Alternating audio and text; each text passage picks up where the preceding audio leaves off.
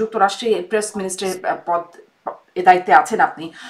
মির্জা ফখরুল ইসলাম আলমগীরের কথা যদি সুনির্দিষ্টভাবে জিজ্ঞেস করি, তিনি কোন কোন মিটিং এ অংশ নেবেন? এটা ভাবার কোনো কারণ নাই যে মির্জা ফখরুল ইসলাম আলমগীর বা চারজন রাজনীতিবিদ শুধুমাত্র ভ্রমণ সঙ্গী হিসেবে বেড়ানোর জন্য নিউ ইয়র্কে আসছেন। যে আসলে কি কারণে বা কি ভূমিকায় তিনি থাকবেন, তখন তিনি বলছেন আমি নিজেই জানি না আমাদের ভূমিকা কি হবে।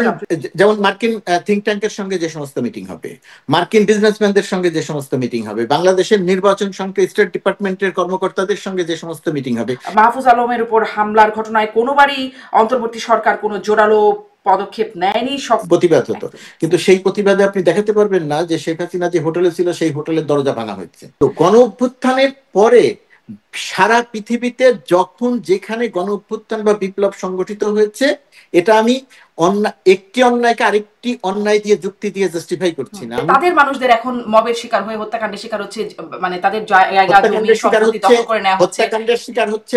সেই নেত্রী এখনো প্রতিদিন যারা বিপ্লব সংগঠিত করেছে তাদেরকে ফাঁসি দেওয়ার অভিপ্রায় ব্যক্ত করছেন।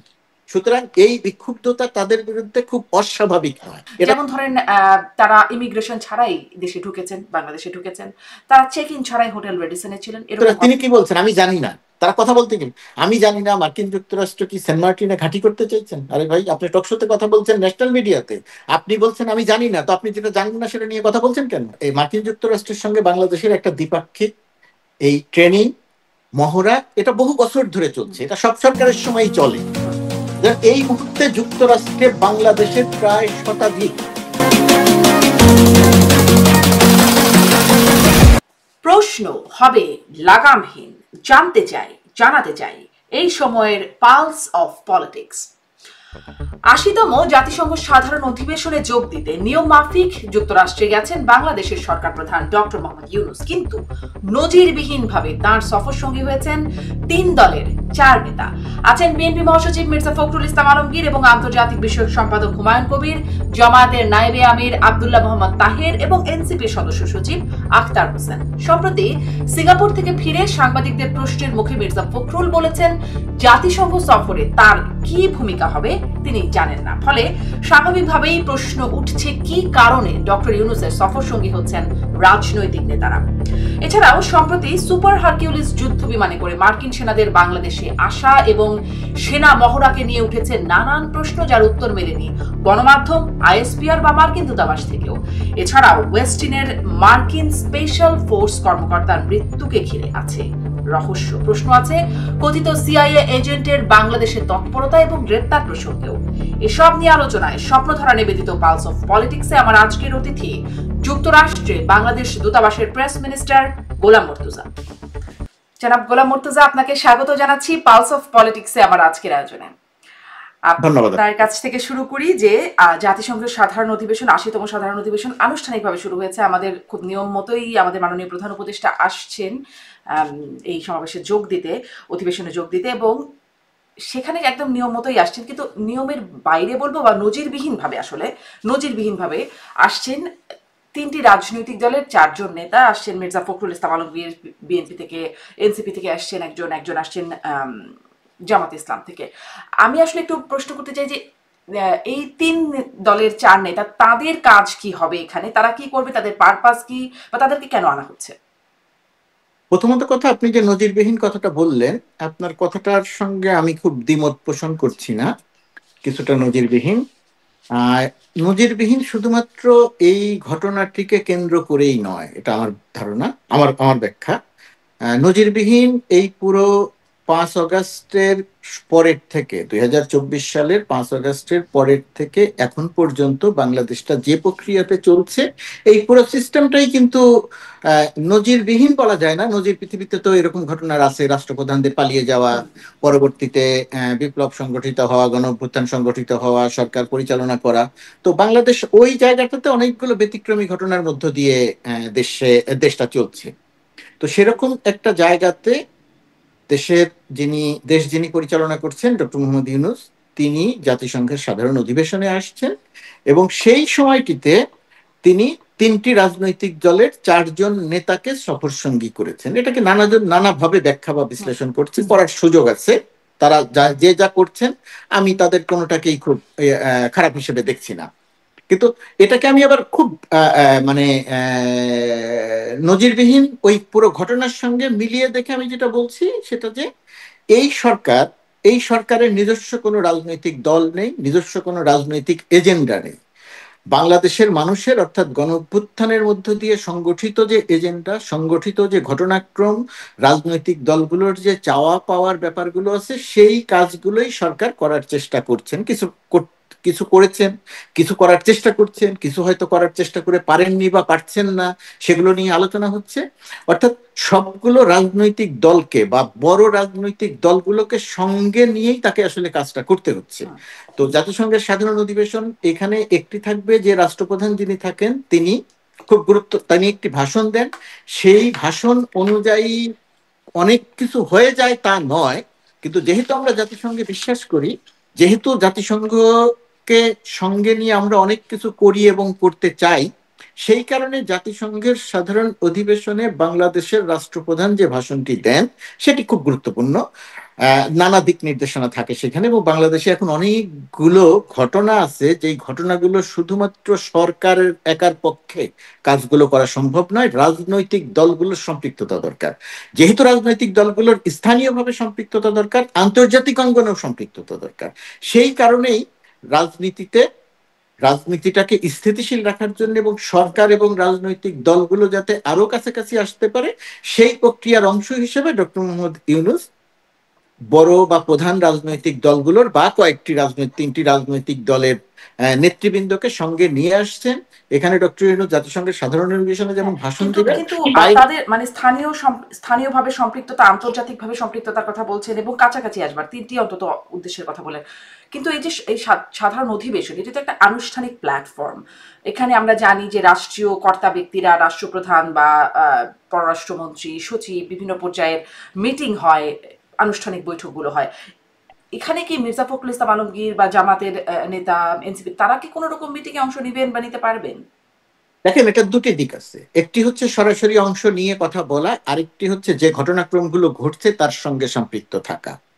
যে সমস্ত রাষ্ট্রীয়ভাবে জাতিসংঘ অর্থাৎ ইউএনের ভেতরে যে সমস্ত কর্মসূচি থাকবে, যে সমস্ত প্রোগ্রাম থাকবে, সেই সমস্ত প্রোগ্রামের সঙ্গে ডেফিনেটলি এই সমস্ত রাজনৈতিক নেতৃবৃন্দের এক ধরনের সম্পৃক্ততা আছে। সেই সম্পৃক্ততা মানে হচ্ছে সেখানে তিনি যাবেন, বক্তৃতা করবেন, বিষয়টি তার মধ্যে সীমিত নয়।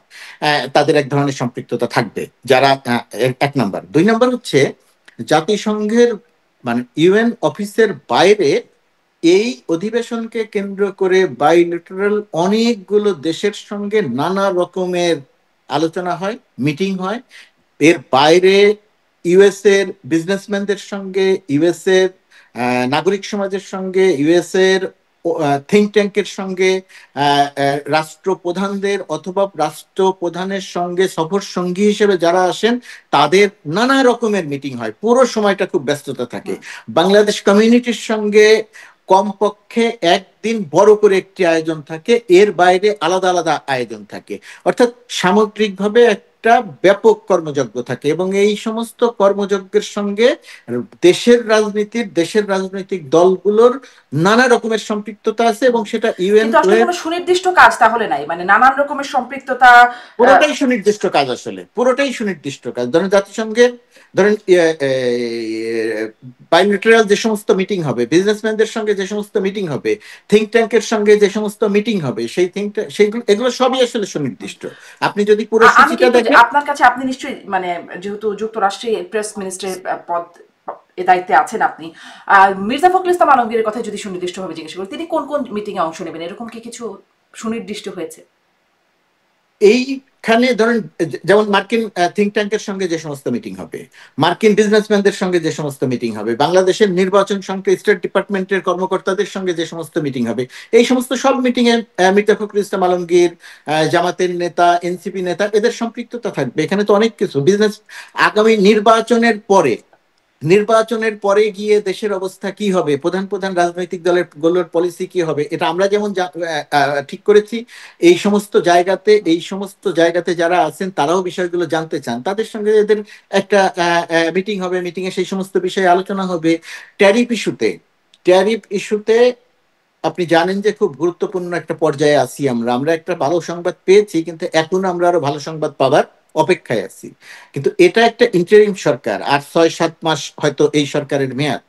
এই সরকারের পরে গিয়ে নির্বাচনের মধ্য দিয়ে যে সরকারটি ক্ষমতায় আসবেন, সেই সরকার XYZ যেটাই ক্ষমতায় আসুক না কেন, এই ট্যারিফ ইস্যুর আলোচনাটা কন্টিনিউ চলতে থাকবে। এই চলাকালীন রাজনৈতিক দলগুলো এই জায়গাটাতে কি ভাবছেন, কি করবেন, তাদের প্রতিশ্রুতি কি, তাদের অবস্থান কি, এটা যেমন তারা বলতে চান, এটা এইখানকার থিঙ্ক ট্যাঙ্কও জানতে চান, প্রশাসনও জানতে চান।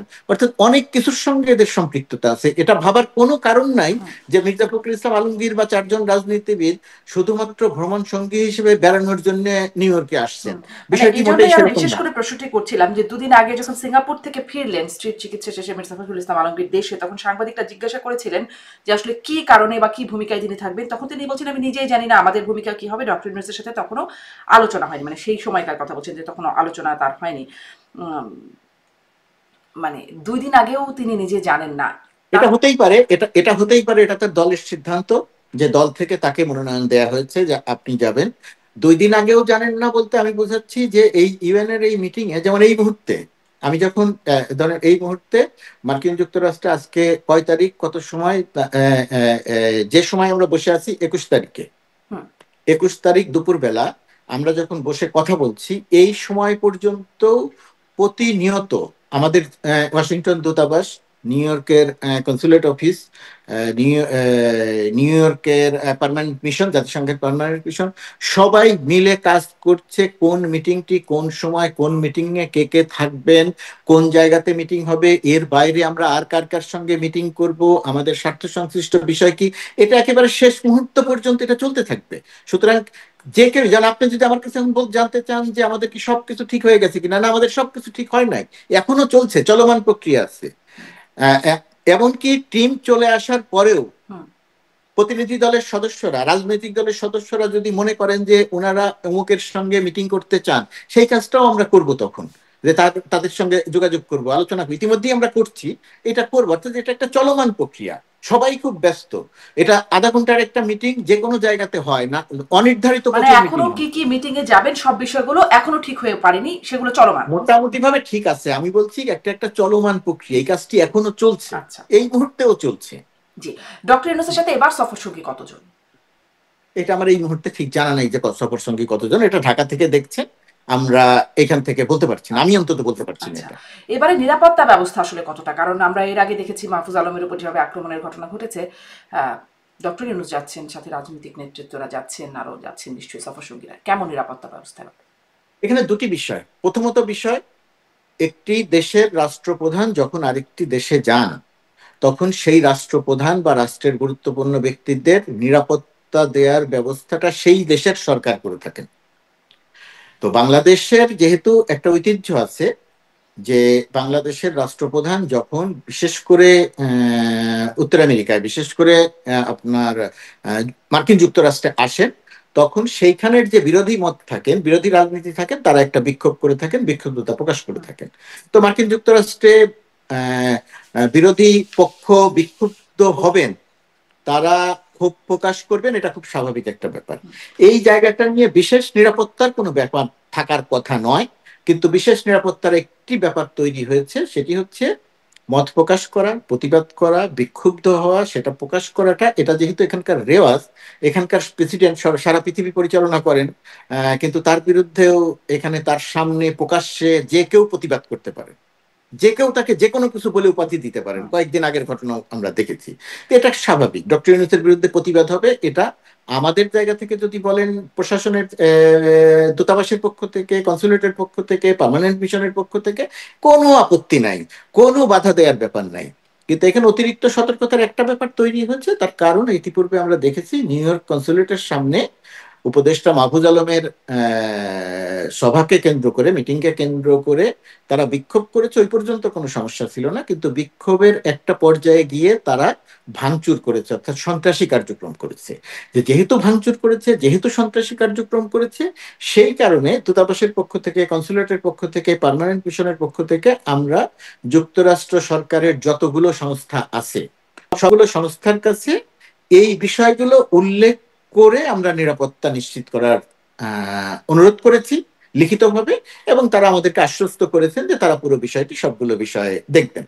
আর প্রতিবাদ যারা করছেন, এখন প্রতিবাদ যারা করছেন, প্রথমত কথা তারা প্রতিবাদ করতে পারেন, দ্বিতীয়ত কথা যে দলটি প্রতিবাদ করছেন সেই দলটির কার্যক্রম বাংলাদেশে নিষিদ্ধ ঘোষিত। যে দলটি প্রতিবাদ করছেন সেই দলটির নেতাদেরকে, প্রধান নেতা থেকে শুরু করে নেতাদেরকে বাংলাদেশের মানুষ গণ অভ্যুত্থানের মধ্য দিয়ে দেশ থেকে বিতাড়িত করেছেন। তারা দেশের ভেতরে রাজনৈতিক কার্যক্রম পরিচালনা করতে পারছেন না। তারা একটা ভার্চুয়াল গালিবাজ সংগঠনে পরিণত হয়েছেন এই মুহূর্তে। সুতরাং তারা মার্কিন যুক্তরাষ্ট্রে ডক্টর ইউনূস বা সেই সরকারের এগেনস্টে বিক্ষোভ করবেন, এটাকে আমরা স্বাভাবিকভাবেই দেখতে চাই। কিন্তু যদি ভাঙচুর বা সন্ত্রাসী কার্যক্রম করা হয়, তাহলে আমরা যুক্তরাষ্ট্র সরকারের কাছে যে অনুরোধ করেছি, আমার ধারণা যে যুক্তরাষ্ট্র সরকার যথেষ্ট সচেতন আছে। কনসুলেটে যে হামলা হয়েছিল, কনসুলেটের প্রতিবাদ নিয়ে আমাদের কোনো বক্তব্য ছিল না। নিউ ইয়র্ক কনসুলেটে প্রতিবাদকে আমরা স্বাগত জানিয়েছিলাম, কিন্তু যেহেতু ভাঙচুর হয়েছে, যেহেতু সন্ত্রাসী কার্যক্রম হয়েছে, সেই কারণে আমরা ভিডিও ফুটেজ দেখে যুক্তরাষ্ট্রের যারা এই সমস্ত উইং আছেন, যারা এটা দেখেন, তাদের কাছে আমরা তদন্ত করে দোষীদের বিরুদ্ধে ব্যবস্থা নিতে বলেছি। এবং একটি বিষয় আমি পরিষ্কার করতে চাই, ধরেন আমি, আপনি, আরো কয়েক লক্ষ মানুষ যুক্তরাষ্ট্রে আছেন, আমরা সবাই বাংলাদেশের মানুষ। আমার আর আপনার, আমাদের মধ্যে রাজনৈতিক মতবিরোধ থাকতে পারে, কিন্তু দেশের ভেতরে বা দেশের ভেতরের মতবিরোধকে কেন্দ্র করে এখানে আমাদের মধ্যে তর্ক বিতর্কও হতে পারে। কিন্তু কোনো একটা সন্ত্রাসী কার্যক্রমের পরিপ্রেক্ষিতে আজ আমি দূতাবাসে আছি, কাল থাকবো না, কিন্তু আমি বাংলাদেশের কোনো একজন মানুষের বিরুদ্ধে এমন কোনো অভিযোগ করতে চাই না যে অভিযোগের পরিপ্রেক্ষিতে তিনি কোনো সমস্যায় পড়েন। এই কারণেই আমরা সতর্ক করতে চাই যে আপনারা প্রতিবাদ করেন, কিন্তু আপনারা সন্ত্রাসী কার্যক্রম করবেন না। আপনারা যদি সন্ত্রাসী কার্যক্রম করেন, বর্তমানে মার্কিন যুক্তরাষ্ট্রের যে আইন, আইন একই আছে, বর্তমান মার্কিন যুক্তরাষ্ট্র প্রশাসনের যে অবস্থান, তাতে সন্ত্রাসী কার্যক্রম প্রমাণিত হলে তাহলে কিন্তু শুধুমাত্র 3 বছরের জেল নয়, যে ব্যক্তির বিরুদ্ধে প্রমাণ হবে সেই ব্যক্তিকে কিন্তু আরো অনেক কঠোর ব্যবস্থা তার বিরুদ্ধে নেওয়া হতে পারে। বাংলাদেশের একজন নাগরিক হিসেবে কোনো অবস্থাতেই আমরা সেটা চাই না। কয়েকজন ব্যক্তিকে যে গ্রেপ্তার করা হয়েছে বলে আমাদেরকে জানিয়েছে, যদিও তারা বলেছেন কাউকে গ্রেপ্তার করা হয়নি, আমি তর্কে বিতর্কে যেতে চাই না। যেহেতু যুক্তরাষ্ট্র সরকারের পক্ষ থেকে আমাদেরকে জানানো হয়েছে তদন্ত চলছে, এবং আমরা তারা ভিডিও ফুটেজ দেখে কয়েকজনকে গ্রেপ্তার করেছি, তদন্ত প্রক্রিয়াটি চলমান। যদি তদন্তে দোষী প্রমাণ হয় তাহলে তাদের শাস্তি হবে, যদি তারা তদন্তে নির্দোষ প্রমাণ হন তাহলে তাদের কিছু হবে না, সেটা আলাদা ব্যাপার। কিন্তু সন্ত্রাসী কার্যক্রম যদি পরিচালনা করার প্রমাণ হয়, তাহলে যুক্তরাষ্ট্র সরকার অনেক কঠোর ব্যবস্থা নিতে পারে। আমি খুব দূতাবাসের খুব ক্ষুদ্র একটা জায়গা থেকে শুধু অনুরোধ করতে চাই যে আপনারা প্রতিবাদ করেন, বিক্ষোভ করেন, কিন্তু সন্ত্রাসী কর্মকাণ্ড করবেন না। তাহলে কিন্তু আমাদের যুক্তরাষ্ট্র সরকারের কাছে অনুরোধ করতে হবে, এবং যুক্তরাষ্ট্র সরকার আইন অনুযায়ী ব্যবস্থা আপনি নেবেন। আপনি সেই আহ্বান করছেন, জায়গাটাতে আমাদের একটা কিছু করার হুঁশিয়ারি থাকবে। বার্তাও আছে। জি, গোলাম মুর্তজা, আমি একটু এটি জানি যে যেমন নিউ ইয়র্কের পরে যখন লন্ডনে গিয়েও মাহফুজ আলম হামলার শিকার হলেন, তখন তারপরেই সরকারের সাবেক একজন উপদেষ্টা এনসিপি নেতা নাহিদ ইসলাম তিনি একটি ফেসবুকে পোস্ট করছেন, এবং তিনি বলছেন যে মাহফুজ আলমের উপর হামলার ঘটনায় কোনোবারই অন্তর্বর্তী সরকার কোনো জোরালো পদক্ষেপ নেয়নি, শক্ত বার্তা দেয়নি, কোনো উপদেষ্টা বা প্রেস সচিব একটা মন্তব্য কখনো করেননি। সরকার ও উপদেষ্টা পরিষদের ভেতরে মাহফুজকে অপদস্থ ও হত্যার মৌন সম্মতি তৈরি করা হয়েছে। আরো অংশ আছে আমি বলছি, কিন্তু এই যে জোরালো পদক্ষেপ নেয়নি, কোনোবারই অন্তর্বর্তী সরকার কোনো জোরালো পদক্ষেপ নেয়নি, এই বিষয়টি নিরাপত্তার ক্ষেত্রে বা হামলা হবার পরে নাহিদ ইসলাম মনে করছেন যে শক্ত বা জোরালো পদক্ষেপ নেওয়া হয়নি। এই বিষয়ে আসলে কি বলবেন? আসলে কি কোনো শক্ত পদক্ষেপ নেওয়া হয়েছে? শক্ত পদক্ষেপ বলতে আসলে আমরা কি বুঝবো? এখন মার্কিন যুক্তরাষ্ট্র বা ব্রিটেনের শক্ত পদক্ষেপ মানে কি? শক্ত পদক্ষেপ মানে হচ্ছে যেটুকু আমাদের পক্ষ থেকে করার থাকে। নাহিদ ইসলাম একটি রাজনৈতিক দলের সদস্য, মাহফুজ আলমরা একসঙ্গে সম্মিলিতভাবে আন্দোলন করে তারা গণ অভ্যুত্থান ঘটিয়েছেন, সেরকম একটা তার প্রত্যাশার জায়গা থেকে তিনি এই মন্তব্য করেছেন। তার মন্তব্য নিয়ে আমার কোনো বিরূপ মন্তব্য নাই, তিনি অবশ্যই সেই মন্তব্য করতে পারেন, তার মনের ক্ষোভটা প্রকাশ করেছেন। কিন্তু এখানে যদি বলেন, নিউ ইয়র্ক কনসুলেটে প্রোগ্রামের আগে পুলিশকে জানানো হয়েছিল, তারা প্রতিবাদ করেছে, কিন্তু যে আপনি শুরুতে যে নজিরবিহীন শব্দটা বলেছিলেন, এই যে নজিরবিহীন ঘটনাটা যে কনসুলেটের সামনে ঘটবে, এটা আমরা যেমন জানতাম না, নিউ ইয়র্ক পুলিশও জানতো না। নিউ ইয়র্ক পুলিশ যেটা জানতো, আমরা যেটা জানতাম, যে নিউ ইয়র্ক কনসুলেটের সামনে তারা প্রতিবাদ করবে, বিক্ষোভ করবে, মাহফুজ আলমের কে কালো পতাকা দেখাবে বা আরো কিছু করতে পারে। কিন্তু তারা যে ভাঙচুর করবে এটা নজিরবিহীন, এটা পুলিশও জানতো না, এটা আমরাও জানতাম না। এর আগে কখনো এরকম ঘটনা ঘটে নাই আমার জানা মতে, যে কনসুলেটে হামলা করা হবে। এই হামলার ঘটনার পরিপ্রেক্ষিতে যতগুলো ব্যবস্থা নেওয়া দরকার বাংলাদেশের পক্ষ থেকে সব রকম ব্যবস্থা নেই। আমরা স্টেট ডিপার্টমেন্টের সঙ্গে আমরা লিখিতভাবে জানিয়েছি, দেখা করেছি, সিক্রেট সার্ভিসের সঙ্গে আমরা দেখা করেছি, লিখিতভাবে জানিয়েছি। কিন্তু পুলিশের বলছেন যে এই নজিরবিহীন বিষয়ে আপনাদেরও কোনো ধারণা ছিল না বা কারোর ধারণা ছিল না। বাংলাদেশেও তো নজিরবিহীন অনেক ঘটনা ঘটছে, মানে ধরুন যেই বিষয়গুলো, যেমন এইবারে প্রেস সচিব, যদিও নাহিদ ইসলামের এই ফেসবুক পোস্টের পরে তিনি পোস্ট করছেন, তিনি লিখছেন যে মানে তিনি সরকারের পক্ষ থেকে নিন্দার বিষয়টি জানানো হচ্ছে, নিন্দা জানিয়ে বলা হচ্ছে গণতন্ত্রের যুক্তির জায়গায় আক্রমণ কিংবা বিতর্কের জায়গায় সন্ত্রাসের কোনো স্থান নেই। আমরা নিউ ইয়র্কের ঘটনার পরও বলেছি সহিংসতা কোনো প্রতিবাদ নয়, ভয় দেখানো মত প্রকাশের স্বাধীনতা নয়। সেই বক্তব্য লন্ডনের ক্ষেত্রেও সমানভাবে প্রযোজ্য, কিন্তু বাংলাদেশের ক্ষেত্রে আবার প্রযোজ্য না। বাংলাদেশে আবার মত প্রকাশের ক্ষেত্রে সেখানে মবের হামলা হলে সেটা প্রেশার গ্রুপ হয়ে যায়। এই বার্তাগুলো তো নজিরবিহীন ভাবে, একদম নজিরবিহীন বাংলাদেশে হয়। বাংলাদেশের আসলে একটা সংস্কৃতি আছে, কিন্তু এই ঘটনাগুলো যখন ক্রমাগতভাবে ঘটছে, বাংলাদেশে যখন তারা কথা বলার জায়গা পাচ্ছে না, তখন এরকম একটা আক্রমণের ঘটনা ঘটতে পারে বা তারাও তাদের সহিংস অবস্থান দেখাতে পারে। এটা কি আপনারা মানে ধারণা করতে পারেননি? ধারণা না, এটা দুটি ঘটনাটাকে আমার মনে হয় একসঙ্গে মেলানো ঠিক হবে না। বাংলাদেশের ঘটনা একসঙ্গে আর এখানকার ঘটনা একসঙ্গে মেলানো ঠিক হবে না। বাংলাদেশের আইন শৃঙ্খলা পরিস্থিতি, বাংলাদেশের রাজনৈতিক পরিস্থিতি, বাংলাদেশের যে গণঅভ্যুত্থান, বাংলাদেশের যে বিপ্লব, বাংলাদেশের যে পুলিশ সেনাবাহিনী বিজিবির সম্মিলিতভাবে গুলি করে মানুষ হত্যা, এইরকম ঘটনা তো পৃথিবীর সব দেশে ঘটে না, মার্কিন যুক্তরাষ্ট্রেও ঘটে না, এখানেও ঘটে না।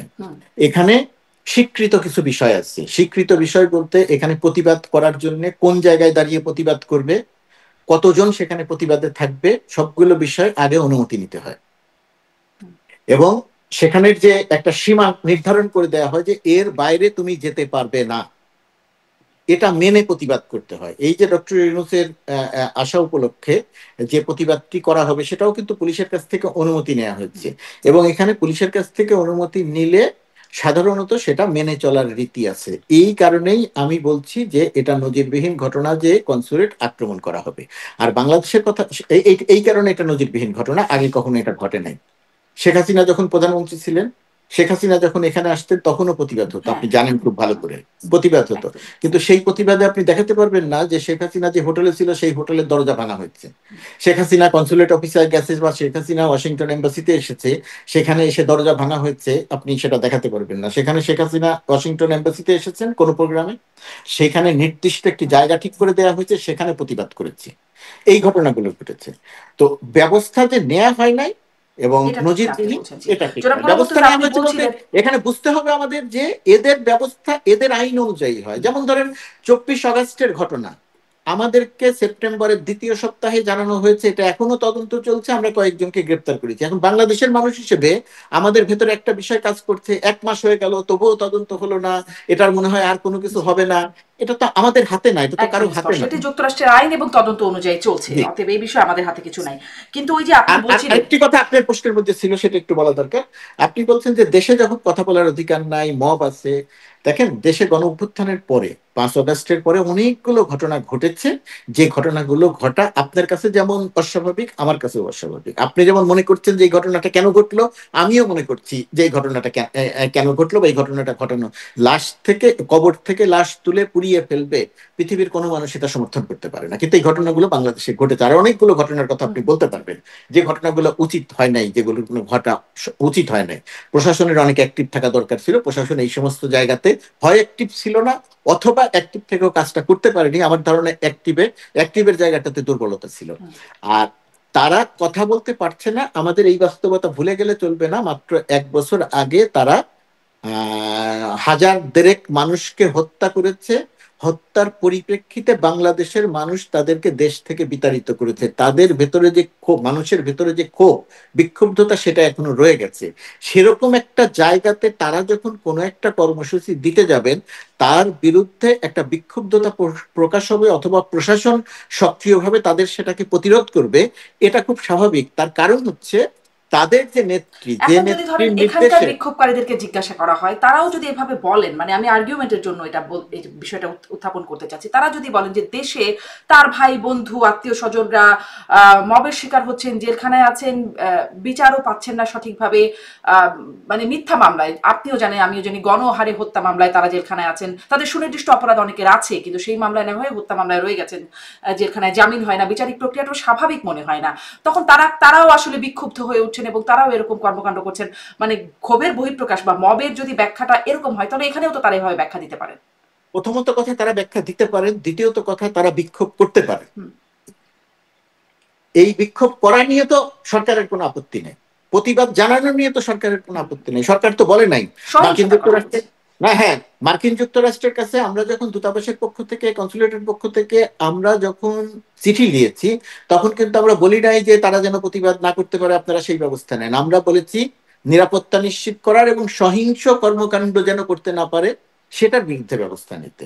সুতরাং প্রতিবাদ করা নিয়ে তো কোনো সমস্যা নেই। হ্যাঁ, তারা এই যুক্তি দিতে পারেন, কিন্তু এই যুক্তির সাথে সাথে তাদের এটাও মনে রাখতে হবে যে তারা দেশ থেকে, দেশের মানুষ তাদেরকে বিতাড়িত করেছে গণহত্যার কারণে, 16 বছরের অন্যায় অনিয়মের কারণে। বর্তমান সরকারের সময়ে বহু ঘটনা হয়তো ঘটেছে, আমি আবারও বলছি যেগুলো হয়তো ঘটা উচিত হয় নাই, আমার আপনার কারণই পছন্দ নয়, আমি সরকারের অংশ হয়েও আমার বহু কাজ আছে যেগুলো মনে করছি যে ঘটা হয়তো উচিত হয় নাই, কিন্তু সেই ঘটনাগুলো সত্ত্বেও তাদের বিষয়ে যে ক্ষোভ আছে, মানুষ হত্যা করার যে ক্ষোভ তাদের বিরুদ্ধে আছে, সেটা তাদের বিবেচনায় রাখতে হবে। বিচারিক প্রক্রিয়া চলছে, অনেককে হয়তো অনেক হত্যা মামলায় গ্রেপ্তার করা হয়েছে, এর জন্য আরো সময় লাগবে। মবের হামলা হয়েও, মানে মবের শিকার হয়েও হত্যাকাণ্ডের কোনো অবস্থাতেই দেখেন, কোনো অবস্থাতেই মবের কোনো ঘটনা সমর্থন করা যায় না। নিশ্চয়ই। কিন্তু গণ অভ্যুত্থানের পরে সারা পৃথিবীতে যখন যেখানে গণ অভ্যুত্থান বা বিপ্লব সংগঠিত হয়েছে, এটা আমি একটি অন্যায়কে আরেকটি অন্যায় দিয়ে যুক্তি দিয়ে জাস্টিফাই করছি না, আমি বলছি যে সবকিছু মানুষের, সবকিছু প্রশাসনের, সবকিছু সরকারের পক্ষে নিয়ন্ত্রণ করা সম্ভব হয় না। আমিও শুধুমাত্র এই কথাই বলছিলাম যে এই যেই যুক্তিটা মানে বাংলাদেশে দেয়া হচ্ছে, যেখানে এখানে যারা মবের, যদি বলি মবই আয়োজন করছে, তারাও একটা মব করছে এখানে, সেই মবেরও এরকম একটা ব্যাখ্যা থাকতে পারে যে তারা এখানে ক্ষুব্ধ, তারাও বিচার পাচ্ছেন না, এই জন্য তারা এরকম করছেন। আমি আপনাদের তাদের মাথায় রাখতে হবে যে দেশে তারা যে দলটির পক্ষে কথা বলছেন, তাদের যে নেত্রীর পক্ষে তারা স্লোগান দিচ্ছেন, সেই নেত্রী এখনো প্রতিদিন ভার্চুয়ালি কথা বলে বাংলাদেশের মানুষকে হত্যা করতে বলছে। তারা তো সেটা মনে করছেন না, সেই নেত্রী এখনো প্রতিদিন, সেই নেত্রী এখনো প্রতিদিন যারা বিপ্লব সংগঠিত করেছে তাদেরকে ফাঁসি দেওয়ার অভিপ্রায় ব্যক্ত করছেন। সুতরাং এই বিক্ষুব্ধতা তাদের বিরুদ্ধে খুব অস্বাভাবিক নয়, এটা তাদের মাথায় রাখতে হবে।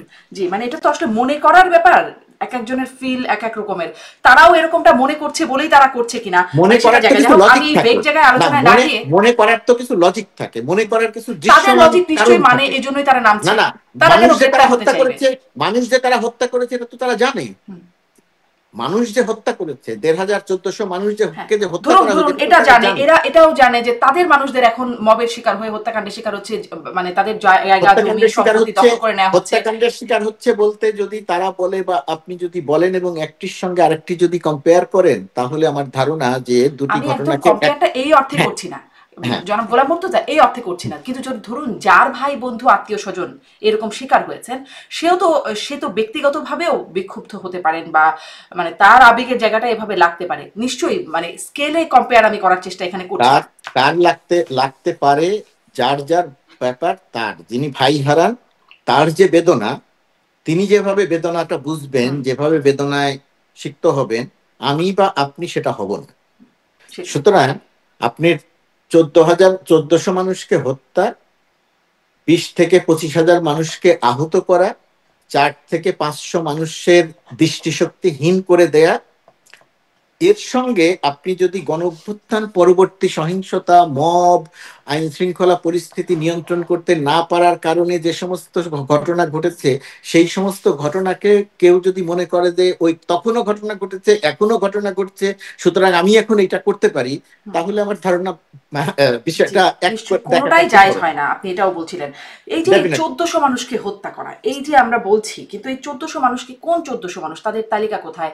সরকার তালিকা দিচ্ছে সেটি ৮০০ 136 বা 37 জনের একটা তালিকা দিচ্ছে, সেটার সাথে মিলছে না। এবং সেই 1400 মানুষ কিন্তু আবার 15ই আগস্ট পর্যন্ত, মানে 5ই আগস্টের পরেও একটা বড় সময় বিষয়টি আছে। এই 836 বা 37 জনের মধ্যে অনেকে আবার দেখা যাচ্ছে অন্যান্য কারণে মারা গেছেন, অনেকে আবার মানে আসলে ঠিক মারাও যাননি। এই যে ব্যাপারগুলো ঘটছে, এ তো মানে খুব অল্প দিন আগের ঘটনা, তারপরেও এত প্রশ্নবোধক। এটা নিয়ে মানে মনে হয় না খুব অস্বস্তিকর বিষয়টা?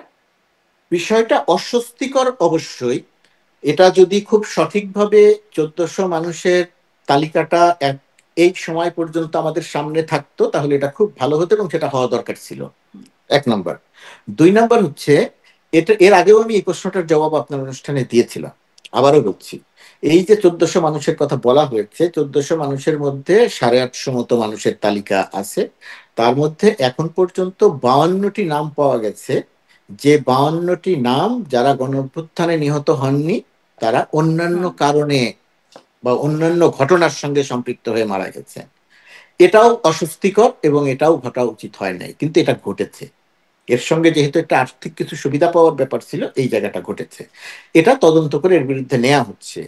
এই 52 জন বাদ দিলেও 800 মতো তালিকা আছে যে মানুষগুলোকে হত্যা করা হয়েছে।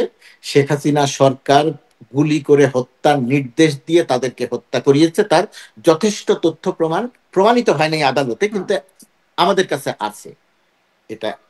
আর যে জায়গাটা এখানে এই যে 52 জনের ঘটনা ঘটলো এবং এই 1400-র মধ্যে যে তালিকাটা করার ক্ষেত্রে সমস্যা হচ্ছে, এখনো সরকারের হাতে বা যারা এই কাজটি করছেন তাদের কাছে কয়েকশো নাম আছে, এটা যাচাই বাছাই চলছে। সমস্যা হয়ে গেছে ওই জায়গাটাতে, যে যিনি মারা গেছেন গুলিতে, ধরুন যাত্রাবাড়িতে যে ছেলেটাকে গুলি করে হত্যা করা হয়েছিল, হত্যার পরে যখন ওই ছেলেটিকে ওই সময় স্থানীয় একটি হাসপাতালে নিয়ে যাওয়া হয়েছিল, ডাক্তার যখন তাকে বলেছিল মৃত, তখন আর তাকে ওই হাসপাতালে ভর্তি করা হয় নাই। সেই হাসপাতালে তাকে সেখান থেকে নিয়ে কোনো একটি গ্রামের অঞ্চলে তখন তার লোক, আত্মীয় স্বজন তাকে নিয়ে চলে গেছেন। এটা মানে স্বীকৃত নয়, যে কোনো কাগজপত্র দ্বারা স্বীকৃত নয় যে এই ছেলেটি যাত্রাবাড়িতে পুলিশের বা ছাত্রলীগের বা কারো গুলিতে মারা গিয়েছিল। এখন এটা প্রমাণ করতে গিয়ে যেটা হচ্ছে, ওই ছেলেটার হতে পারে, ধরে নিলাম তর্কের জন্য, যে ওই ছেলেটা দুর্ঘটনায় মারা গিয়েছিল, ওই ছেলেটা ক্ষতিপূরণের জন্য তার পরিবার হয়তো এটাকে গণঅভ্যুত্থানে হত্যা নিহত হয়েছেন বলে তালিকাভুক্ত করার একটা চেষ্টা করেছিল, এবং কিছু কিছু ক্ষেত্রে এটা হয়েছে যে 52 জনের নাম পাওয়া গেছে। কিন্তু চ্যালেঞ্জটা হচ্ছে সঠিক নামগুলো বের করা। তখন যে ছেলেটি আহত হয়েছিল, হাসপাতালে ভর্তি হয়েছিল, পরবর্তীতে সে মারা গেছে, ওই সময়ে যারা আহত হাসপাতালে ভর্তি, আপনি জানেন ঢাকা মেডিকেলেও ছাত্রলীগ আক্রমণ করেছিল, ইমার্জেন্সিতে ছাত্রলীগ আক্রমণ করেছিল, এবং সেখান থেকে যারা আহত হয়েছিল তাদেরকে তারা বের করে নিয়ে যাওয়ার চেষ্টা করছিল। তখন ডাক্তাররা কাউকেই আর ভর্তি করছিল না যে গণ অভ্যুত্থানে পুলিশের গুলিতে বা অন্য কোনোভাবে সে আহত হয়েছে।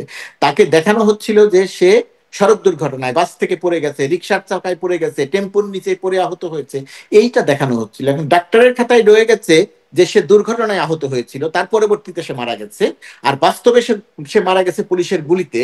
এই যে একটা সাংঘর্ষিক অবস্থা তৈরি হয়েছে, জটিলতা তৈরি হয়েছে, এগুলো মানে ডাক্তারের খাতা, আমি দেখেন এটা অনেক বড় ব্যাপার, ছোট ব্যাপার মনে হতে পারে, কিন্তু সামগ্রিকভাবে সরকারি কাগজপত্রের জন্য এটা অনেক বড় ঘটনা। ঢাকা মেডিকেলের ডাক্তারের খাতায় যেটা লেখা হচ্ছে যে সে বাসের দুর্ঘটনায় আহত হয়েছেন, এসে হাসপাতালে ভর্তি হয়েছেন, এখন সেইটাকে গণ অভ্যুত্থানে নিহত হয়েছেন, গুলিতে নিহত হয়েছেন, সেটা প্রমাণ করার জন্য অত্যন্ত জটিল একটি প্রক্রিয়া। এই সমস্ত জটিল প্রক্রিয়ার কারণে, সঠিক তালিকা করতে চাওয়ার কারণে একটা হিমশিম খেতে হচ্ছে এই তালিকাটি করার ক্ষেত্রে। 1400-এর বেশি নাম আছে যারা গুলিতে নিহত হয়েছেন, কিন্তু সঠিকভাবে প্রমাণ করে লেখার জন্য যে চ্যালেঞ্জটা মোকাবেলা করতে হচ্ছে, এর জন্য সময় লাগছে। আমি জানি না এটা কতদিন লাগবে, আমিও প্রত্যাশা করি অতি দ্রুত এই তালিকাটা। এবং এটিও কি পাওয়া যাবে যে 5ই আগস্টের আগে বা 5ই আগস্ট পর্যন্ত কত, আর 5ই আগস্ট থেকে 15ই আগস্ট পর্যন্ত সেই ডেফিনেটলি পাওয়া যাবে, ডেফিনেটলি পাওয়া যাবে, এবং এটা সুনির্দিষ্ট করে উল্লেখ করা হবে কোন ঘটনার পরিপ্রেক্ষিতে মারা গেছে, কতজন পুলিশ মারা গেছে, পুলিশের পক্ষ থেকে সুনির্দিষ্ট করে দেয়া হয়েছে, তালিকা দেয়া হয়েছে। এখন 3000 বললে সেই 3000-এর কোনো তালিকা নাই, 42 জন 43 জনের তালিকা আছে। সুতরাং সব কয়টি ঘটনা খুব পরিষ্কার করে বলা হবে, সময় লাগবে। এটা কম সময়ে হলে ভালো হতো, কিন্তু সেটা হচ্ছে না। জি, সময় লাগবে, সেটি আসলে মানে সময়ের আগে অনেক কনফিউশন তৈরি হয়ে যাচ্ছে বলে নানান সমালোচনার মুখেও পড়ছে। স্বাভাবিক, আবারও মাহফুজ কনফিউশন আলমের তৈরি হবেই। প্রসঙ্গটায় আসি, যেটি নাহিদ ইসলাম তার ফেসবুক পোস্টে লিখছেন, ওই প্রসঙ্গটা যে এই সরকারের উপদেষ্টা মাহফুজ আলমকে অপদস্থ এবং হত্যার মৌন সম্মতি তৈরি হয়েছে এই সরকারের উপদেষ্টাদের মধ্যেও সেটি হয়েছে, এরকমটা তিনি বলছেন। এবং সাথে সাথে এটিও বলছেন এই সরকার ও উপদেষ্টারা মাহফুজদের যথেষ্ট ব্যবহার করে এখন মৃত্যুর মুখে ঠেলে দিচ্ছে, আমরা এগুলো মনে রাখছি, রাজনৈতিকভাবে এর জবাব দেওয়া হবে। মানে একজন সাবেক উপদেষ্টা বর্তমান উপদেষ্টা সম্পর্কে তাকে এভাবে হত্যাযজ্ঞ করে ফেলা হচ্ছে এবং মৌন সম্মতি তৈরি করা আছে উপদেষ্টাদের মধ্যে, এমনটি বলছেন। আপনি সরকারের বাইরে থেকেও দেখেছেন, সাংবাদিক হিসেবে দেখেছেন, গণহত্যার পক্ষের শক্তি হিসেবে দেখেছেন, ভেতর থেকেও দেখছেন। মাহফুজ আলমদের সাথে আপনার ব্যক্তিগতভাবেও যোগাযোগ আছে, গ্রেট ফলসে গিয়েও ছিলেন, একটা ছবি দেখলাম ফেসবুকে। মানে আপনি আসলে ভেতর এবং বাহির থেকে বিষয়টা কিভাবে পর্যালোচনা করেন? আসলেই কি মানে নাহিদ ইসলামের বক্তব্যের সত্যতা কতটা? দেখেন, গণ অভ্যুত্থান বা বিপ্লবের পরিপ্রেক্ষিতে একটা বিশাল প্রত্যাশা তৈরি হয়েছিল, সবসময় এই প্রত্যাশাটা তৈরি হয়।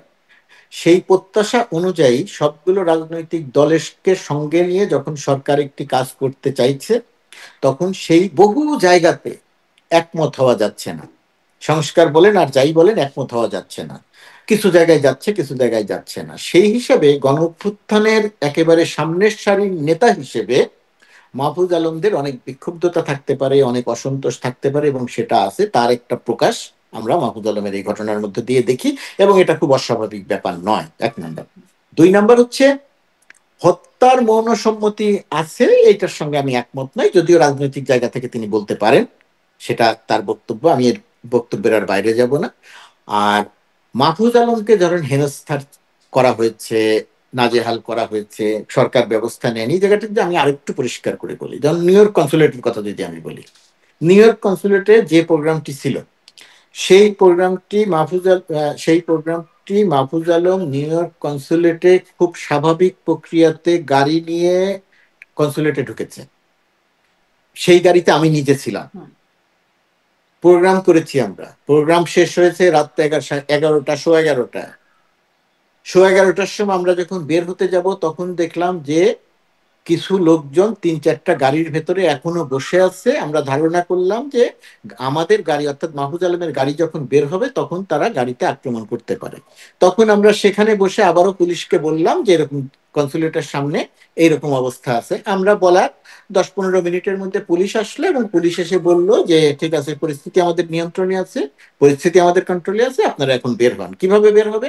আমরা যে পথ দিয়ে বের হয়েছিলাম ঠিক একই পথ দিয়ে গাড়ি নিয়ে বের হয়ে গেলাম, সেখানে পুলিশের গাড়ি দাঁড়ানো ছিল। এই যে নাজেহালের যে চেষ্টার কথা আপনি বলছেন, একটি ভিডিও দেখবেন আপনি, সেখানে দেখানো হচ্ছে এই ধর ধর ধর, বিষয়টি এরকম যে মাহফুজ আলম সামনে আছে, তারা দৌড়ে মাহফুজ আলমকে ধরতে যাচ্ছে। বিষয়টি কিন্তু মোটেই তা নয়। তারা এটা পরিকল্পিতভাবে স্ক্রিপ্ট তৈরি করে সেটা ছেড়ে, আপনি একটা কালো গাড়ি দেখবেন, গাড়ি তল্লাশি করা হচ্ছে কনসুলেটের সামনে। ওই গাড়িটি নিউ ইয়র্ক ওয়াশিংটন দূতাবাসের, ওই গাড়িতে কেউ ছিল না। ওই গাড়ির পেছনে যে পানির কেস থাকে না, 40 বোতলের একটা পানির কেস ছিল, ওই পানির কেসটা ছিল। যারা ওই গাড়ি তল্লাশি করেছে দুষ্কৃতিকারীরা, আওয়ামী লীগের লোকজনকে আমি সেটা বলতে চাই না, তারা ওই পানির বোতলগুলো নিয়ে গেছে। সেখানে মাহফুজ আলম ছিল না। যদি আপনি অর্থাৎ ব্যবস্থা নেওয়া হয় নাই, তারা তো মাহফুজ আলমের কাছাকাছিও আসতে পারে নাই। তো ব্যবস্থা না নেওয়া হলে মাহফুজ আলমের কাছাকাছি তারা আসতে পারলো না কেন? আপনি যদি লন্ডনের কথা বলেন, লন্ডনে আপনি দেখবেন কোথাও কোনো ছবিতে কিন্তু মাহফুজ আলম নাই, কোথাও কোনো ছবিতে মাহফুজ আলম নাই। সব কয়টি জায়গাতে কিন্তু গাড়ি, খালি গাড়ির উপরে আহ, হ্যাঁ, খালি গাড়ির উপরে ডিম নিক্ষেপ করা হচ্ছে। সুতরাং ব্যবস্থা নেওয়া হয়নি, এটা তো সত্যি না। হ্যাঁ বাবা, ব্যবস্থা নেওয়া হয়নি এটি সত্য না, কিন্তু তারপরেও মানে নাহিদ ইসলাম যে অভিযোগটি করছেন যে হত্যার মৌন সম্মতিটি খুবই আমার কাছে সেটা না, এটা একটা নানা অপ্রাপ্তি সরকারের ভেতর থেকে নানা কিন্তু রকমের। তাহলে এটিরও কি একটা প্রতিবাদ করা উচিত না, মানে সরকারের পক্ষ থেকে? কারণ এটা তো খুবই গুরুত্বপূর্ণ। সরকারের পক্ষ থেকে সব বিষয়ে প্রতিবাদ, নাগরিকের গণঅভ্যুত্থানের নেতাদের নানা রকমের অসন্তোষ থাকতে পারে, নানা রকমের অসন্তোষ থাকতে পারে। আমার ছেলে চলে এসেছে, আমি আমি জানি দেখতে পাচ্ছি, আজকে বুঝতে পারছি যে হ্যাঁ, উইকেন্ড, ওরও নিশ্চয়ই স্কুল নেই, এই জন্য আমি দোতলায় চলে এসেছিলাম, ও আর অনেকক্ষণ না থাকতে পারে চলে এসেছে। আচ্ছা আচ্ছা, থাকুক, সেও আমাদের সাথে তাহলে হ্যাঁ বাবা, অংশগ্রহণ করুক এই টক শোতে, তুমি শুন। সেই টক শোতে হ্যাঁ, অংশগ্রহণ করুক। দেখুন, হ্যাঁ, আমি এই মানে এটি একটা খুবই আপনি মনে করছেন এখানে নিন্দা বা প্রতিবাদের কিছু নাই? না, এটা তাদের গণঅভ্যুত্থানের শক্তি হিসেবে তারা তাদের একটা মতামত বা প্রত্যাশার জায়গা থেকে সেটা প্রকাশ করেছেন। তারা হয়তো আরো আরো বড় করে কোনো কিছু দেখতে চাইছিলেন, সেটা হয়তো দেখতে পারেন নাই। এটাকে আমি সম্মান জানাই, কিন্তু এটা প্রতিবাদ করার কোনো কারণ কিন্তু নেই। এটা তো খুবই গুরুতর অভিযোগ না, হত্যার মৌন সম্মতি তৈরি হয়েছে উপদেষ্টাদের মধ্যে। এটা ধরেন রাজনৈতিক ভাবে আমরা অনেক কথা বলি, যেটা হয়তো সরাসরি ভাবে সেটা মিন করা হয় না। আমার ধারণা নাহিদ ইসলামের এই বক্তব্যটাও সেই রকমই হবে, তিনি প্রত্যাশার জায়গা থেকে কথা বলেছেন।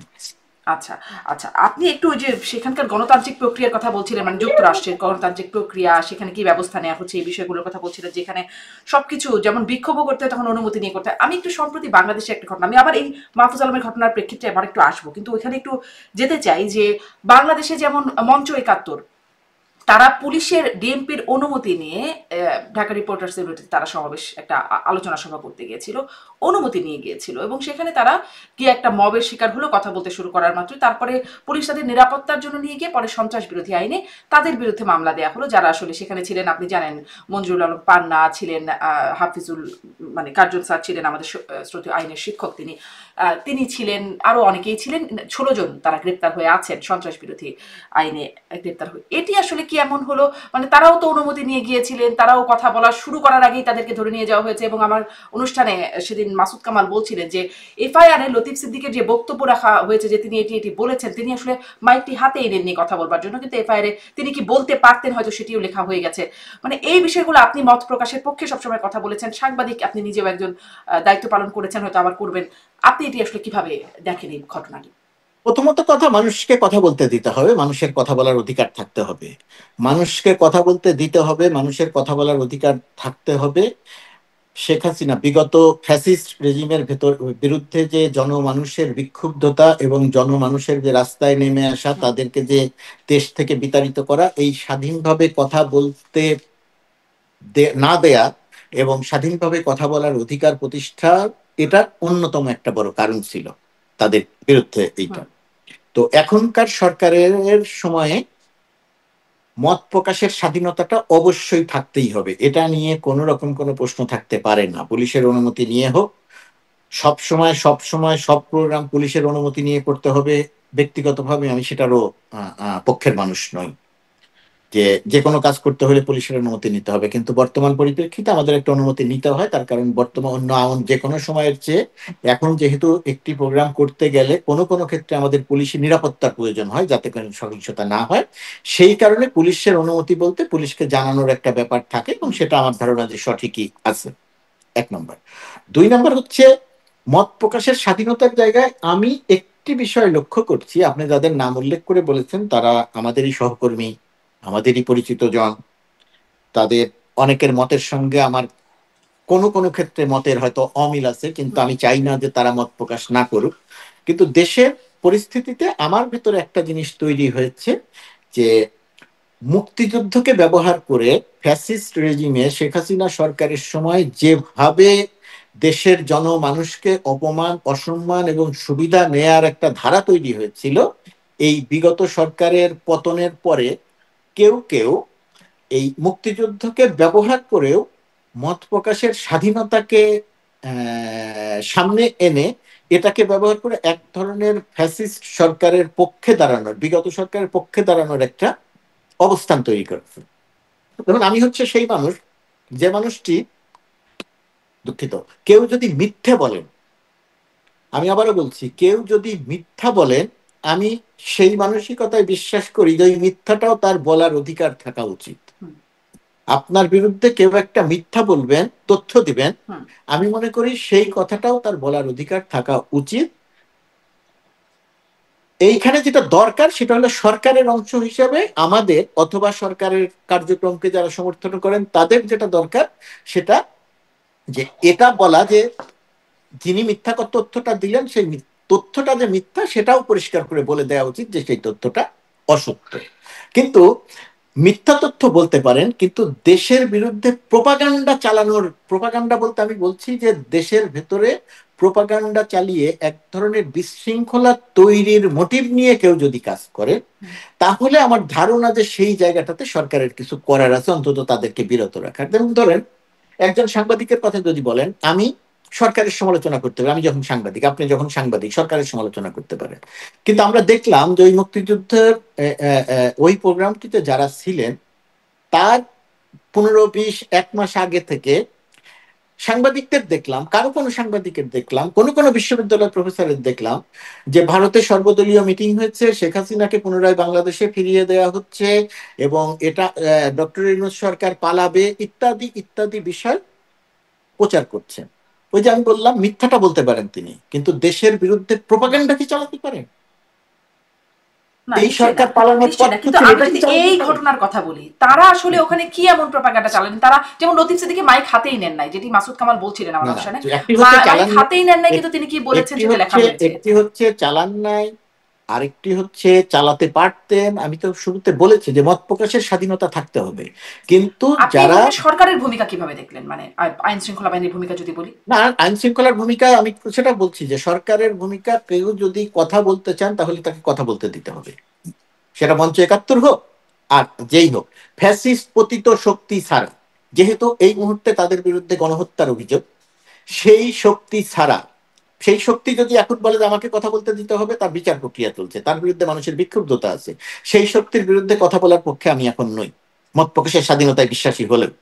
কিন্তু এর বাইরের যে, কিন্তু যেমন আপনি আইনগতভাবে তো যে তারাও আসলে মত প্রকাশ করতেই পারেন না, যদি আমরা আইনের শাসনে বিশ্বাসী হই।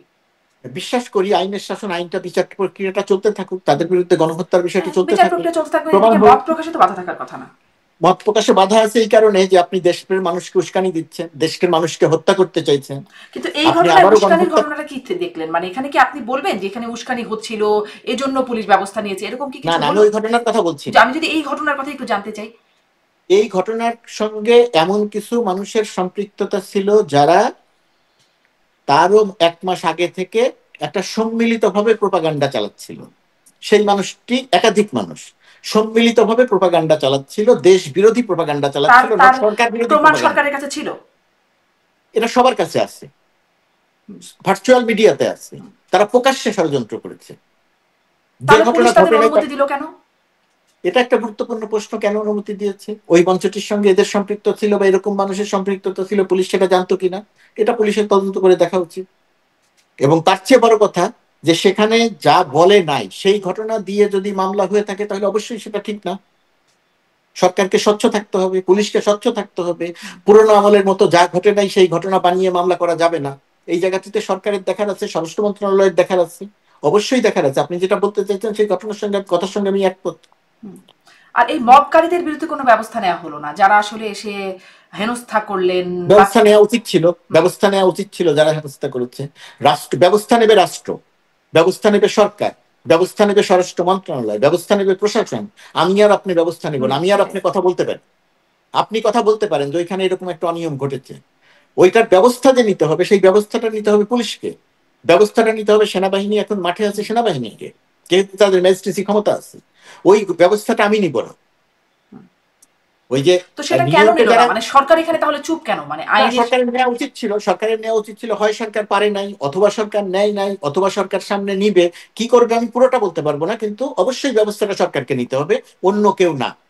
মানে এখানে আপনি সরকারের একটা দায় দেখছেন। আসি আবার তাহলে মাহফুজ আলমের সেই প্রসঙ্গে। মাহফুজ আলমরা, আমি বলছিলাম যে এই প্রসঙ্গে ফিরবো, মাহফুজ আলমরা আসলে এইরকম ঘটনা ঘটছে, এখনো তারা সরকারি আছেন, একটা নিরাপত্তার চাদরে কিন্তু আছেন, সরকারের বাইরে যখন যাবেন তখন তাদের কি হবে? যে কোনো কিছু হতে পারে, তাদেরকে হত্যা করা হতে পারে। কারণটা কি? মাহফুজ আলমের ক্ষেত্রে এরকম হচ্ছে কেন? কারণ মাহফুজ আলমরা নেতৃত্ব দিয়ে 15 বছরের একটা ফ্যাসিস্ট সরকারের পতন ঘটিয়েছে, দেশ থেকে বিতাড়িত করেছে। তারা তো রাজা, তারা তো ছিলেন রাজা, বাংলাদেশের মানুষ ছিল তাদের প্রজা, বাংলাদেশটা ছিল তাদের সম্পদ। সম্পদ, আপনার যেরকম সামান্য কিছু সম্পদ আছে, আমার যেরকম সামান্য কিছু সম্পদ আছে, আর শেখ হাসিনা পরিবারের পুরো বাংলাদেশটা ছিল সম্পদ। তো সেই সম্পদ থেকে তাদেরকে যেহেতু বিতাড়িত করা হয়েছে, মাহফুজ আলমরা বিতাড়িত করেছে, সঙ্গে আরো অনেকে ছিলেন, সেই কারণে মাহফুজ আলমরা শত্রু, সেই কারণে মাহফুজ আলমদেরকে তারা হত্যা করতে চায়। সেই কারণে মাহফুজ আলমদের পক্ষের যারা আছে তারা এই ফ্যাসিজমের কথা বলে যারা রাস্তায় নামে তাদের বিরুদ্ধে ব্যবস্থা নেওয়ার দাবি তোলে, কোনো কোনো ক্ষেত্রে তারা নিজেরা ব্যবস্থা নেয়। এরকম এই ঘটনাটা তো বাংলাদেশে ঘটছে। মাহফুজ আলমদের, নাহিদ ইসলাম যে কথাটা বলেছেন যে মৌনসম্মতি তৈরি হয়েছে, মাহফুজ আলমদের তো সুযোগ পেলেই এরা হত্যা করবে, সেটা দেশের হোক দেশের বাইরে হোক। শেখ হাসিনা তো বলেছেন কাউকে ছাড়বো না, ফাঁসি দেওয়ার কথা বলেছেন, এদের সবাইকে ফাঁসি দিবেন। জি, তার মানে আসলে সরকার পতনের পর তারা এরকম বিপদে পড়তে পারেন। ডেফিনেটলি বিপদে পড়তে পারে, তারা এখনো বিপদে আছে। জি, জি। আমি আর একটু আরো কিছু প্রসঙ্গে এবং যাই। এবং আমি বলি যে যেহেতু সরকার পরিবর্তনের পরে এরা বিপদে পড়তে পারে, এখন বাংলাদেশ যে প্রক্রিয়ায় চলছে, যে প্রক্রিয়ায় নির্বাচন হবে এবং যে সরকার ক্ষমতায় আসবেন নির্বাচনের মধ্য দিয়ে, সে যে সরকারই হোক, সেই সরকারের অন্যতম প্রধান দায়িত্ব হওয়া উচিত 5 আগস্টের, জুলাই আগস্ট গণঅভ্যুত্থানের যে শক্তি, যারা প্রকাশ্যে সামনে থেকে নেতৃত্ব দিয়ে ফ্যাসিস্ট রেজিমের পতন ঘটিয়েছে, তাদের নিরাপত্তা নিশ্চিত করা।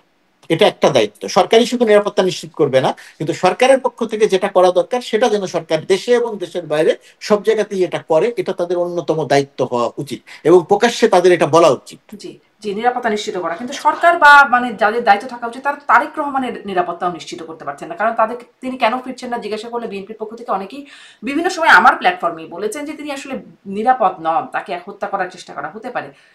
এইটা কেন পারে না সরকার? প্রথমত কথা, বিএনপির পক্ষ থেকে কারা বলেছেন আমি তাদেরকে জানি না, প্রথমত কথা। মানে আপনি কি এটা দ্বিতীয়ত শোনেননি যে কথা, আসলে এটা কি আপনি শুনেছেন যে বিএনপি বলছে যে বিএনপি নেতাকর্মীরা কেউ বলছে যে দেশের নিরাপত্তা সংকট, তারেক রহমান কেন ফিরছেন না? যারা এই প্রশ্নের বলছেন উত্তর কি যারা আপনি দেখেছেন বলছেন কখনো? যারা যারা যা বিএনপির পক্ষ থেকে যারা বলছেন তাদের বক্তব্য আমার কাছে গ্রহণযোগ্য না। আমি মনে করি না যে তারা সঠিক বলছেন, আমি মনে করি না যে তারা জেনে বলছেন। দেশের নিরাপত্তা ব্যবস্থায় কোনো ঘাটতি নাই, তারেক রহমানের দেশের নিরাপত্তা ব্যবস্থায় কোনো ঘাটতি নাই। তারেক রহমান একটি বড় রাজনৈতিক দলের বা আওয়ামী লীগের অবর্তমানে বাংলাদেশের সবচেয়ে বড় রাজনৈতিক দলের প্রধান। তো সেই প্রধান ব্যক্তি দেশে ফিরবেন, কখন ফিরবেন, কিভাবে ফিরবেন, সেটা একান্তভাবেই তার এবং তার দলের বিষয়। সরকারের যতটুকু করার, যা কিছু করার, প্রথমত কথা সরকার সেটা করার জন্য প্রস্তুত আছে, দ্বিতীয়ত কথা সরকারের সেটা করার সক্ষমতা আছে। নিরাপত্তার কারণে তিনি ফিরছেন না, এই কথাটা আমার কাছে গ্রহণযোগ্য নয়। আপনার কাছে না কি কোনো ফেরার ব্যাখ্যা আছে? যদিও এটা আমি এখন প্রসঙ্গে আনতে চাই না, ছোট্ট করে কেন তিনি ফিরছেন না, কোনো ব্যাখ্যা আছে? সেটা তার রাজনৈতিক কৌশলের অংশ হতে পারে, সেটা তারেক রহমান বলতে, এই প্রশ্নের উত্তর একমাত্র বলতে পারবেন তারেক রহমান। এটা, এই জি, প্রশ্নের উত্তর একদমই মির্জা তাই। ফখরুল ইসলাম আলমগীরও বলতে পারবেন না। একদমই তাই, হয়তো কারণ আমি আপনার যদি বিভিন্ন সুযোগ সময় হয়, আপনার যদি সুযোগ হয়, কোনো সাংবাদিকের যদি সুযোগ হয় সরাসরি তারেক রহমানের কাছে প্রশ্নটা করার, যে আপনি এখনো দেশের মানুষের প্রত্যাশা যে তিনি ফিরবেন, এখনো ফিরছেন না। দেশের মানুষ প্রতিদিনই মনে করছেন যে তিনি হয়তো আগামী মাসে ফিরবেন, তিনি হয়তো অমুক সময় ফিরবেন, ফিরছেন না। এই যে মানুষের প্রত্যাশা, এই প্রত্যাশার জায়গাটার কারণে তারেক রহমানের নিশ্চয়ই ব্যাখ্যা আছে এবং তিনি যখন ফিরবেন তখন হয়তো ব্যাখ্যা দিবেন, এখনো ব্যাখ্যা দিতে পারেন, অথবা তিনি কোনো ব্যাখ্যাই দিবেন না, একদিন ফিরে জি, আসবেন। কোনো ব্যাখ্যাই দেন না এবং আমরা জানতে পারি যে তার নিরাপত্তার সংকট আছে। আমার কাছে সেটা তার মনে হয় দলের নেতারা তা আসলে তাকে নিরাপত্তার সেই সংকটে ফেলতে চান না বলে এটি এটি আসলে এটা দলীয় তার অবস্থানও দলের বটে। নেতা কর্মীরা কতটা কে জানেন সেটা নিয়ে আমার যথেষ্ট প্রশ্ন জি, আছে। আমি আমাদের অনুষ্ঠানে বলেন যে তারা এটি তাদের দলীয় অবস্থানও বটে যে তাই তিনি নিরাপদে থাকুক, তিনি এখন সবেধন নির্মণি এরকম শব্দ ব্যবহার করা হয়। আমি এবারে একটু এই মানে আসি যে আমাদের সম্প্রতি আমাদের দেশে মার্কিন সেনা মহড়া হয়ে গেল একটা, সেটা নিয়ে অনেক কথা উঠেছে, সেই প্রসঙ্গে আসবো। ছোট ছোট করে আসবো কারণ আমরা অনেক সময় ধরে কথা বলছি, আপনারা নিশ্চয়ই বিভিন্ন কাজ আছে, একটু সংক্ষেপে কয়েকটা বিষয় জানবো, ওটা নিয়ে কথা বলবো।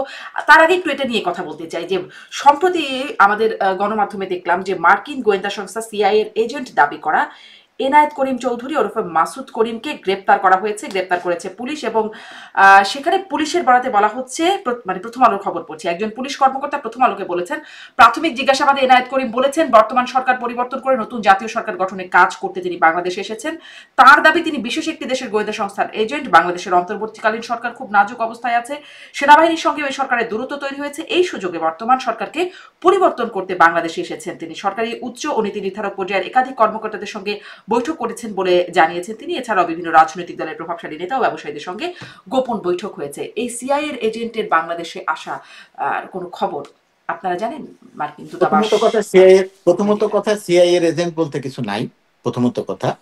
দ্বিতীয়ত কথা, আপনি যার কথা বলছেন তিনি সিআইএ এর এজেন্ট তো দূরের কথা, ওইটার কাছাকাছিও তার কোনো অবস্থান নাই। এইটা একটা টাউট বাটপারি কেন্দ্রিক ঘটনা। এই ঘটনাটিকে এত বড় করে দেখার কোনো কারণ নাই। আমাদের দেশের আইন শৃঙ্খলা রক্ষাকারী বাহিনী এবং বাহিনীর ভেতরের কিছু সদস্য আছেন, তাদের নির্বুদ্ধিতার কারণে তারা অনেক সময় অনেক রকমের কাজ করে থাকেন। আমার ঘটনা এরকম একটা ঘটনাই ঘটেছে। এনায়েত করিমের ঘটনাটাকে এত বড় করে দেখার বা দেখানোর এর আগে কোনো বিএনপি কারণ বা আমলেও কোনো সুযোগ তিনি নেই। কিন্তু একবার গ্রেপ্তার হয়েছিলেন এইরকমই একটা বিষয়, সরকার বিরোধী। এই এই ওনার পুরো বিষয়টিকে সামান্যতম কোনো গুরুত্ব দেওয়ার কোনো ব্যাপার নেই। সিআইএ এই প্রক্রিয়াতে কাজ করে না। সিআইএ এরকম মানুষকে এজেন্ট বানায় না। সিআইএ যাকে এজেন্ট বানাবে সেটাকে আপনি আমি কেউ চিনব না। ওই দেশে গিয়ে মিটিং করে সরকার পতন ঘটাবে, এগুলো খুবই হাস্যকর ব্যাপার। তাহলে এত হাস্য আমাদের আমাদের রাজনীতির এত হাস্যকর হাস্যকর ব্যাপার আছে, এগুলো দেখলে আমার মাঝে মাঝে নিজের খুব হাসি পায় এবং দুঃখ লাগে যে আমরা কত ছোট কত গৌণ বিষয়কে কত গুরুত্ব দিয়ে তাহলে উপস্থাপন এটাকে করি। গুরুত্বপূর্ণ ভাবার কোনো কারণ নেই বলে মোটেই আপনি মনে গুরুত্বপূর্ণ করছেন? না, এটা একেবারে একেবারেই তুচ্ছ জি, ঘটনা। আরো যে এটা বিষয়গুলো গুরুত্ব কাউন্টারকারী পাচ্ছে, কেন্দ্রিক এবার ঘটনা। তাহলে সেদিকে একটু আগায় যাই যে এই যে বলছিলাম যে মার্কিন সেনা মহড়া অপারেশন প্যাসিফিক এঞ্জেল যৌথ মহড়া পরিচালিত হলো, সেখানে সুপার হারকিউলিস বিমানে করে বাংলাদেশে গেলেন, চট্টগ্রামে নামলেন মার্কিন সেনারা। সেটি নিয়ে অনেক আসলে গুজব গুঞ্জন হয়েছে, আলোচনা সমালোচনা প্রশ্ন উঠেছে, যেগুলোর উত্তর সবখানে নাই, গণমাধ্যম স্পষ্ট করতে পারেনি অনেক কিছু। আপনার কাছ থেকে আসলে জানতে চাইবো এখানে কি কোনো অস্বাভাবিক কিছু আদৌ ছিল কিনা? যেমন ধরেন তারা ইমিগ্রেশন ছাড়াই দেশে ঢুকেছেন, বাংলাদেশে ঢুকেছেন, তারা চেক ইন ছাড়াই হোটেল রেডিসনে ছিলেন, এরকম কথা আসছে। এবং বাসদ সিপিবি তারা এই ঘটনায় সার্বভৌমত্বের লঙ্ঘন বলে প্রতিবাদ বিক্ষোভও করেছেন, কিন্তু এরকম কিছু, মানে এটাকে আপনি কিভাবে ব্যাখ্যা করেন? বাসদ সিপিবি এরা একটা দেউলিয়া সংগঠনে পরিণত হয়েছে, এদের আর কোনো গ্রহণযোগ্যতা নেই, সুতরাং তারা এই ধরনের কথা কেন বলেন আমি এটা বুঝতে পারি না। সুতরাং তাদের নিয়ে আমি আলোচনাই করতে চাই না। আমি যদিও এই দলটিকে চাই যে তারা সাকসেস হন, কিন্তু সাকসেস হওয়ার কোনো কারণ নেই, কারণ এরা জনমানুষ বিচ্ছিন্ন, প্রথমত। দ্বিতীয়ত কথা, আপনি যে সমস্ত অভিযোগের কথা বললেন যে তারা মার্কিন যুক্তরাষ্ট্রের পরিবহন বিমানে, যুদ্ধ বিমানে করে বাংলাদেশে গেছেন, হোটেল রেডিসনে উঠেছেন, সেটা নিয়ম কানুন মেনে রেজিস্ট্রি করে ওঠেন নাই, ইমিগ্রেশন ছাড়া গেছেন, এই ঘটনাগুলো আমরা আসলে জেনেছি কিভাবে? যেটা বাংলাদেশের জন্য এই জিনিসটা খুব গুরুত্বপূর্ণ, আমার আপনার খুব গুরুত্বপূর্ণ। তার এই ঘটনাগুলো আমরা জেনেছি কিভাবে? আমরা জেনেছি এটা সোশ্যাল মিডিয়া থেকে। আর বাংলাদেশে সোশ্যাল মিডিয়া বলতে মূলত ফেসবুক। তো ফেসবুক থেকে আমরা জেনেছি, ফেসবুক থেকে কিছু কিছু মানুষ পোস্ট করেছেন, কিছু কিছু মানুষ এই কনফিউশনটা তৈরি করেছেন। আমরা এটাই জানতাম সাংবাদিকের, একজন সাংবাদিক, ক্ষুদ্র সাংবাদিক হিসেবে, যে যে সমস্ত জায়গাতে বিভ্রান্তি তৈরি হয়, সোশ্যাল মিডিয়া যদি কোনো বিভ্রান্তি তৈরি করে, অথবা ব্যক্তিগত অথবা গল্প আড্ডায় যদি কোনো বিভ্রান্তি তৈরি হয়, গণমাধ্যমের দায়িত্ব সেই বিভ্রান্তিটা দূর করা। বিস্ময়কর ব্যাপার যে বর্তমানে বাংলাদেশের গণমাধ্যম, বিশেষ করে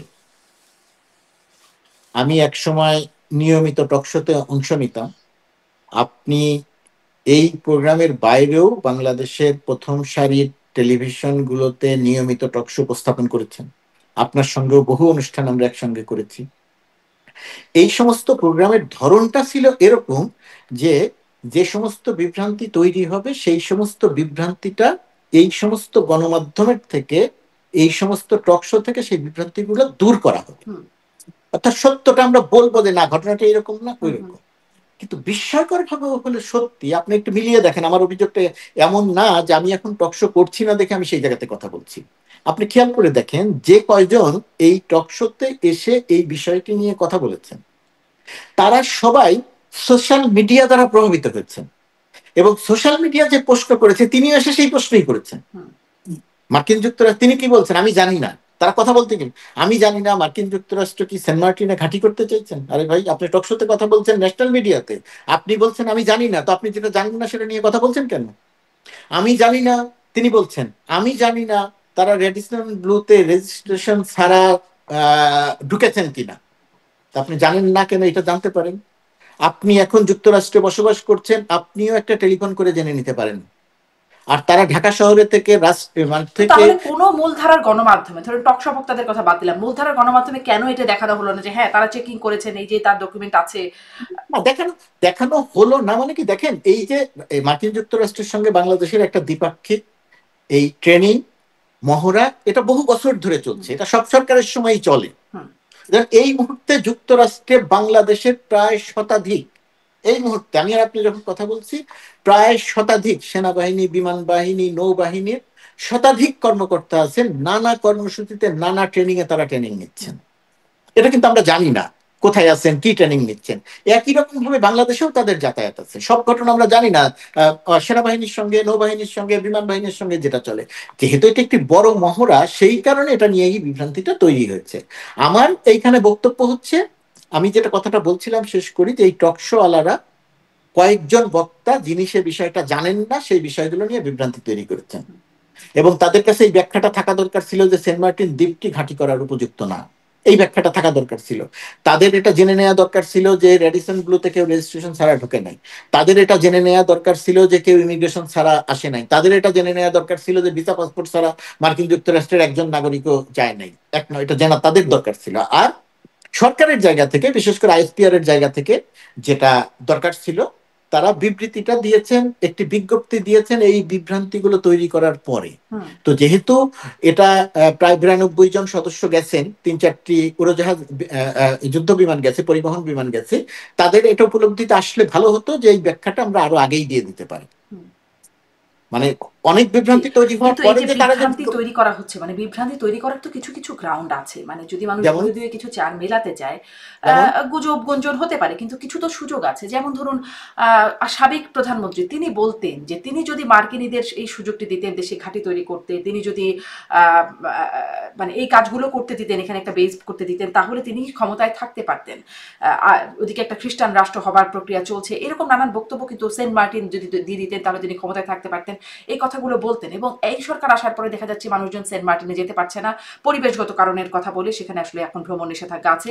এটি আমরা দেখছি একটা করিডোরের কথা হঠাৎ করে উঠলো, সেটিও একরকম গোপনে, কারণ নিজেদের মধ্যে অনেক আলোচনার মধ্যে সাংঘর্ষিক আলোচনা আসলো। প্রথমে পররাষ্ট্র উপদেষ্টা বললেন নীতিগত সিদ্ধান্ত হয়ে গেছে যে দেয়া হবে, কিছু শর্ত নিয়ে আলোচনা চলছে, সেই শর্তগুলো এখন তিনি প্রকাশ করতে চান না, তখনকার কথা বলছি, সেটি আমরা ভিডিওতে দেখেছিলাম। তারপরে আসলে নিরাপত্তা উপদেষ্টা এক কথা বললেন, প্রেস সচিব এক কথা বলেছেন, মানে অনেক সাংঘর্ষিক বক্তব্য তাদের মধ্যে আসছেন। তো তাহলে কিছু বিভ্রান্তিকর জায়গা তো তৈরি হওয়ার অবকাশ আছে নাকি জনাব? সরকারের বক্তব্য, আপনি যে কথাগুলো বলছেন, সরকারের যে কোনো বক্তব্য, যে কোনো অবস্থান একটি জায়গা থেকে যদি পরিষ্কার করে আসে তাহলে ভালো হয়, এবং সেটাই আসা উচিত, একটা সিস্টেমেটিক ওয়েতে আসা উচিত। এই যে আপনি যে অনেকগুলো কথা বললেন, এই অনেকগুলো কথা একটি জায়গা থেকে, একটি সরকার সেই জায়গা থেকে যদি অনেকগুলো কথা আসে তাহলে বিভ্রান্তি হওয়াটা খুব স্বাভাবিক। এবং এই ক্ষেত্রে আপনি যেটা বললেন, হ্যাঁ, বিভ্রান্তিটা তৈরি হয়েছে, অস্বীকার করার কোনো পথ নাই। আর বাস্তবতা হচ্ছে একই সঙ্গে আসলে অনেকগুলো ঘটনা ঘটছে। যেমন 1 বছর আগের বাস্তবতা বা 1 বছর আগের বাস্তবতা এমন ছিল না যে বাংলাদেশের সঙ্গে সীমান্ত ছিল মিয়ানমারের। 1 বছরের মধ্যে বাংলাদেশের সঙ্গে এখন মিয়ানমারের সীমান্ত নাই, সীমান্তটা হয়ে গেছে আরাকান আর্মির। তাদের নিজস্ব সার্বভৌমত্ব সারা সেখানে প্রতিষ্ঠা করেছে। 1 বছর আগে মিয়ানমারের যে সেনাবাহিনী, মিয়ানমারের যে সীমান্ত পুলিশ সীমান্ত পাহারা দিত, এখন সেখানে পাহারা দেয় আরাকান আর্মি। নতুন বাস্তবতা তৈরি হয়েছে, দেশের ভেতরে যাওয়া আসা ইচ্ছে করলেই সবকিছু ঠেকানো যাচ্ছে না। এই ঘটনাগুলো অনেক কিছু ঘটেছে। যেহেতু অনেক কিছু ঘটেছে, রোহিঙ্গা একটা বড় ইস্যু বাংলাদেশের জন্য, আরাকান আর্মি রোহিঙ্গাদের সঙ্গে একটা সাংঘর্ষিক অবস্থানের মধ্যে আছে, অনেক ঘটনা ঘটছে। সেই কারণে আমিও প্রত্যাশা করি, এবং আমি সরকারের নীতি নির্ধারক পর্যায়ে যখন কথা বলার সুযোগ পেয়েছি তখন সেটা কথাটা বলেছি যে বক্তব্যটা একটি জায়গা থেকে আসা দরকার। যদি এরকম কয়েকটি জায়গা থেকে আসে তাহলে এরকম বিভ্রান্তি তৈরি হবে, এটা একটা ব্যাপার। আর সেন্ট মার্টিন দ্বীপকে কেন্দ্র করে আমার ধারণা যে সেন্ট মার্টিন দ্বীপকে কেন্দ্র করে সোশ্যাল মিডিয়াতে যারা জল্পনা কল্পনা ছড়ান, সেই জায়গাতে আমার খুব বেশি কিছু বলার নাই। তার কারণ সোশ্যাল মিডিয়া তো কোনো এডিটেড কোনো গেটকিপার নাই, যে কেউ যে কোনো কথা লিখতে পারে। কিন্তু গণমাধ্যমের দায়িত্ব, আমি আবারও টকশোর কথা বলছি, টকশোর বলি, টকশো মানে তো টকশো না, টকশো মানে তো মেইন স্ট্রিম টেলিভিশন মিডিয়ার একটা বক্তব্য। তো সেই জায়গাটা সত্যটা প্রচার করা উচিত আমাদের, বা আমি যখন কথা বলবো সত্যটা। সেন্ট মার্টিন দ্বীপটা নিয়ে ইতিপূর্বে বহু লেখা হয়েছে যেটা ঘাঁটি তৈরির উপযোগী না। বহুবার বলা হয়েছে যে এই দ্বীপটা কখনোই কোনো মার্কিন যুক্তরাষ্ট্র কখনোই এটা চায় নাই যে ঘাঁটি করব, বাংলাদেশও দিতে চায়নি, তারা যেন বহুবার বলা হয়েছে। এখন আমি টকশোতে এসে যদি বলে আমি জানি না সেখানে কি ঘাঁটি হচ্ছে, এটা তো বিভ্রান্তিকর কথা। তাহলে মানে কিন্তু প্রশ্নটা তো ওইখানে যে সরকারই যখন সত্যটা সঠিকভাবে বলছে না বা যথেষ্টভাবে বলছে না, বা সরকারের মধ্যে থেকেই যখন বিভ্রান্ত হচ্ছে, তখন তো মানুষের বিভ্রান্তি তৈরি করা ইচ্ছাকৃতও হতে পারে। সরকারের ভেতর থেকে সত্যটা বলছে না সেটা সত্য নয়। সেন্ট মার্টিন নিয়ে সত্যটা বলা হয়েছে, করিডোর নিয়ে প্রথমে শুনলাম বললাম যে এক জায়গা থেকে আসা দরকার, তারপরে ধরেন নন ডিসক্লোজার এগ্রিমেন্ট হলো, সেখানেও আসলে আমরা জানি না যে কি কি বিষয়ে এগ্রিমেন্ট হয়ে গেল। এই সরকারের সেই নন ডিসক্লোজার এগ্রিমেন্ট করবার এখতিয়ার কতটা আছে, মানে রাজনৈতিক দলগুলো তারাও কতটা, তারাও তাদেরকেও জিজ্ঞাসা করে দেখি, তারাও খুব জানেন না বিষয়টা। তখন তো আসলে কিছু বিভ্রান্তি হতেই পারে যে আসলে সরকার এটার কারণে এটা করছে কিনা, ওটা থেকে ওটা হচ্ছে কিনা। নন ডিসক্লোজার চুক্তির কোন চুক্তির কথা বলছেন আপনি? সম্প্রতি নন ডিসক্লোজার চুক্তি হলো না বাংলাদেশের সাথে ট্যারিফের নিয়ে নেগোসিয়েশনের সময়, একটা চুক্তি হয়েছে নন ডিসক্লোজার, এটার ব্যাখ্যা বাণিজ্য মন্ত্রী সরকারের পক্ষ বলেছে, বাণিজ্য থেকে, উপদেষ্টা। এটার ব্যাখ্যা সরকারের পক্ষ থেকে খুব পরিষ্কার করে দেয়া হয়েছে। হুম। সেই ব্যাখ্যার পরে আর কোনো প্রশ্ন আসার সুযোগ থাকার কথা নয়। আমি খুব সংক্ষেপে আরেকবার বলি, মার্কিন যুক্তরাষ্ট্র পৃথিবীর যে সমস্ত দেশের উপরে বাংলাদেশ সহ শুল্ক আরোপ করেছিল, সেই সমস্ত দেশকে আহ্বান জানানো হয়েছিল তোমরা আমাদের সঙ্গে আসো এবং আলোচনা করো। পৃথিবীর ইউরোপ সহ, ভারত সহ পৃথিবীর সমস্ত দেশ, কানাডা, জাপান, দক্ষিণ কোরিয়া সহ পৃথিবীর সমস্ত দেশ মার্কিন যুক্তরাষ্ট্রের সঙ্গে আলোচনা করেছে। সমস্ত দেশকে আলোচনা করার আগে একটি চুক্তিতে স্বাক্ষর করতে হয়েছে। সেই চুক্তিটি হচ্ছে, আমরা এখন যে আলোচনাটি করছি সেটি একটি গোপনীয়তার চুক্তি, অর্থাৎ আলোচনা চলাকালীন আমরা কোনো তথ্য প্রকাশ করব না কি নিয়ে আমরা আলোচনা করছি। কারণ একই সঙ্গে 40-45টি দেশের সঙ্গে আলোচনা করছিল যে একটি দেশ যাতে আর একটি দেশের বিষয়ে জানতে না পারে যে কি কথা আলোচনা হচ্ছে। এই চুক্তি যখন এই চুক্তিতে সব দেশ স্বাক্ষর করেছে, বাংলাদেশও স্বাক্ষর করেছে। এখন প্রশ্ন হচ্ছে বাংলাদেশ স্বাক্ষর করলো কেন, এখতিয়ার আছে কিনা। সরকার যখন পরিচালনা করছে, যখন 37% শুল্ক, পরবর্তীতে 35% শুল্ক, সরকার যদি বলতো যে না আমার এখতিয়ার নাই, আমি কোনো চুক্তি স্বাক্ষর করব না, তার মানে হচ্ছে আমি আলোচনায় থাকতে পারতাম না, সরকার আলোচনায় থাকতে পারতো না। কিন্তু সেই সরকার চুক্তিতে যদি, কি কি আছে সেটা আর জানানোর সুযোগ নাই। শেষ করি আমি, সরকার যদি, আমি যদি এখন শেষ না করি আরেকবার বিভ্রান্তি তৈরি হবে। সরকার যদি চুক্তিতে স্বাক্ষর না করে বলতো যে আমার এখতিয়ার নাই, আমি চুক্তি স্বাক্ষর করব না, তাহলে বাংলাদেশের উপরে এই মুহূর্তে শুল্ক থাকতো 35%, বাংলাদেশের প্রতিদ্বন্দ্বী দেশগুলোর উপরে শুল্ক থাকতো 20%, 19%, 18%। বাংলাদেশের রপ্তানি খাত, পোশাক খাত ধসে যেত। একদম যৌক্তিকভাবে এই আলোচনা হয়েছে, এটি স্পষ্ট না। এখন আমার সেইটা করা উচিত ছিল কিনা? উচিত ছিল না। সরকারের দায়িত্ব ছিল চুক্তি করা, সরকার চুক্তি করেছে। এখনো পর্যন্ত চুক্তি করেছে, বাংলাদেশের উপরে 20% শুল্ক আরোপ করা হয়েছে, কমিয়ে আনা হয়েছে। এটা বাংলাদেশ প্রতিযোগিতায় অনেক ভালো অবস্থানে আছে। বাংলাদেশ এখনো আলোচনায় আছে আরো কমানো যায় কিনা। আর বাংলাদেশের সঙ্গে এখনো পর্যন্ত যে চুক্তিটির কথা আপনি বলছেন, সেই চুক্তিটি এখনো স্বাক্ষরিত হয় নাই। সেই চুক্তির খুঁটিনাটি বিষয় নিয়ে এখনো কাজ চলছে। বাংলাদেশ সরকারের এখানে খুব পরিষ্কার অবস্থান, চুক্তির খুঁটিনাটি যখন সম্পন্ন হয়ে যাবে তখন বাংলাদেশ সরকার যুক্তরাষ্ট্র সরকারের সঙ্গে আলোচনা করবে।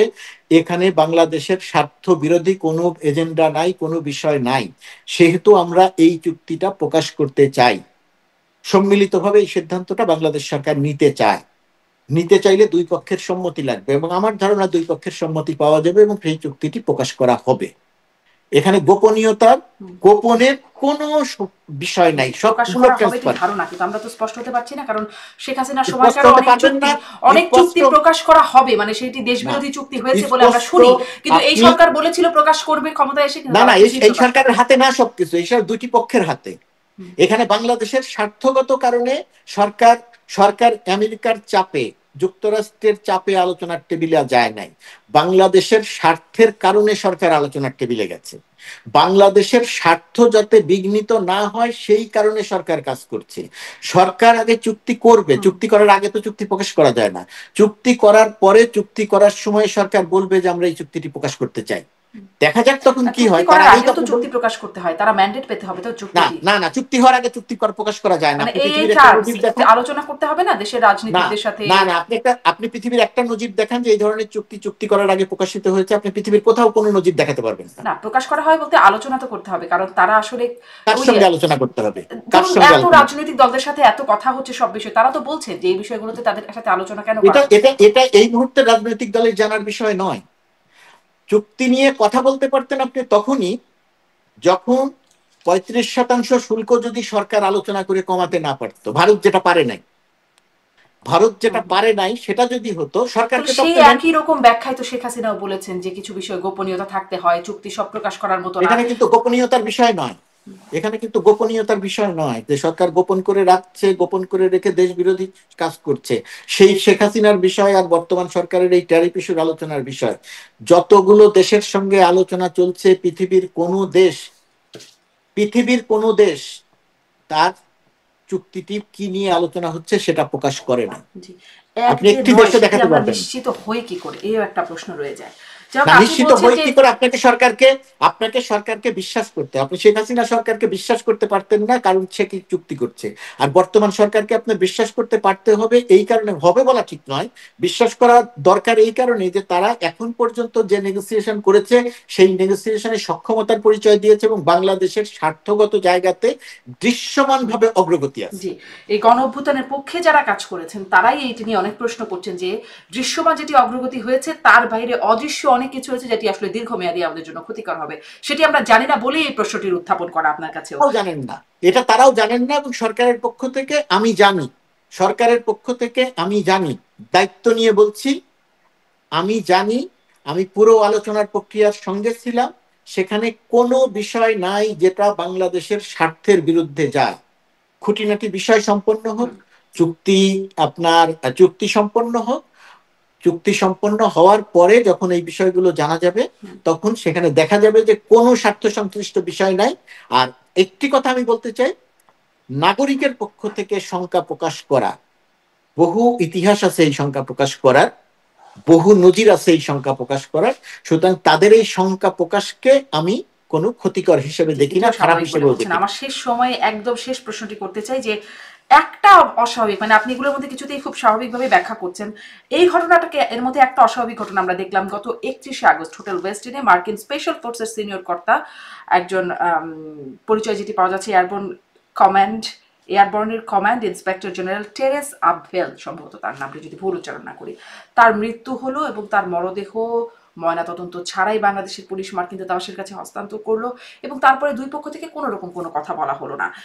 এটি এইখানে আসলে কেন কি করা হলো, তিনি আসলে কি করছিলেন, দেশে কেন এসেছিলেন, কাদের সাথে বৈঠক করছিলেন এবং কেন ময়নাতদন্ত ছাড়া হস্তান্তর করলো বাংলাদেশ? এই পুরো ব্যাপারটা আমি অত্যন্ত দুঃখিত, আমি সব বিষয়, আমি যে বিষয় জানি না সে বিষয় নিয়ে মন্তব্য করতে চাই না। আমি সত্যি সত্যি বলছি, দায়িত্ব এড়ানোর জন্য বলছি না, মন্তব্য থেকে দূরে থাকার জন্য বলছি না, আমি এই বিষয়টি জানার জন্য যে তথ্য থাকা দরকার আমার কাছে বা যতখানি খোঁজ খবর রাখা দরকার, আমি সাম্প্রতিক সময়ে এই জাতিসংঘ অধিবেশন বা অন্যান্য কারণে যে ওয়াশিংটন, নিউ ইয়র্ক, অন্যান্য ব্যস্ততার কারণে আমি এই বিষয়টি সেইভাবে অবগত নই।